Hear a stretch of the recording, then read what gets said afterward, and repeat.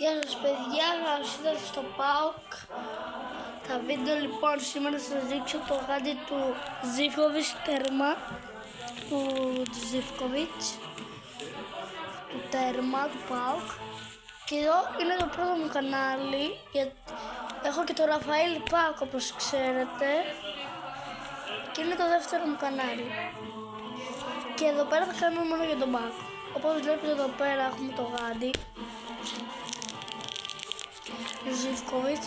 Πάμε λίγο στο δεύτερο. Μετά παιδιά, επειδή δεν μπορούσα να βρω τις κάρτες του ΠΑΟΚ, θα σας δείξω άλλες. Ξεκινάμε με Λεμπρόιν. Μετά με τις μπλούζες της Manchester United. Μετά την κάρτα του Αστέρα Τρίπολη. Μετά έχουμε τον Λιβάι Γκαρσία. Μετά έχουμε την κάρτα του Όφη. Και μετά έχουμε αυτό του Ολυμπιακού. Αυτό ήταν το βίντεο για σήμερα.